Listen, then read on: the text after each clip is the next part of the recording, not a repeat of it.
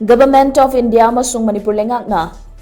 Tumdana Tumshinnaba mana Pangdana Pangsinnaba gi thawong chathaduna leibadagi Irang Asigi Waroishin Purakpa ngamdabani haina All Manipur Maitai Pangal Clubs Organization Ampako gi Working President Rahman Yumkhaibam na phongdorakli Hiram asigi matangda ngasi Ampako na senduna Lilong Bajar pangthokiba pawgi mifam amada wafam asi phongdokladuna Rahman Yumkhaibam na hai Mamang chahigi May 3 dagi hauduna chatharakliba Irang asida kuki khulai paiba singna micham miyam de attack chatharakpa amadi micham kaya mi hathina hatok pikiba se Ampako na akan mamongda condemn tawi Irang asi loisingadaba thaupu thiba phanglaktabana Leingak asi palibra pandabra haibasi lamda masigi miyam na hangnarakli kuki khulai paiba singa tawnari basu asi kanana control tawri Unified Command gi chairman asi state asigi home gi thausu puriba chief minister na paifam thoktabra amaromda Manipurda leiba furup singna lan asida aikhoi gi furupti yaudri haiduna yengduna leiba yagadoribra amana amada inthok inchin tawduna leirabadi Irang asi loisinfam khangdana leiragani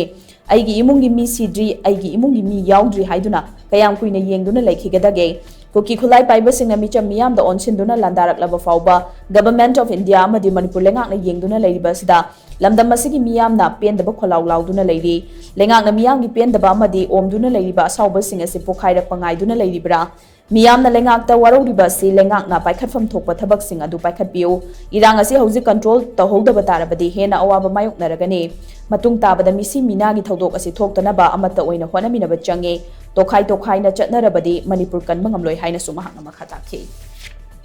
separate administration tan badu phangmang ngadoribra mi hu phulai bada tarana adu mai tawsala agadi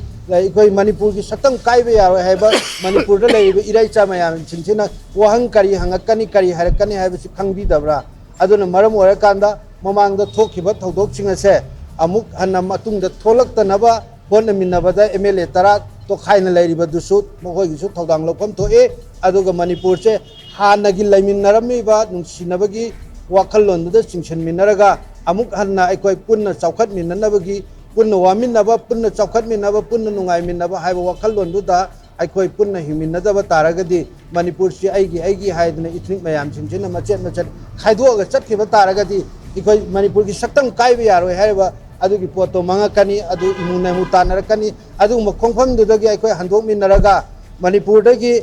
Assam rifle lautho Manipur miyam na thajadre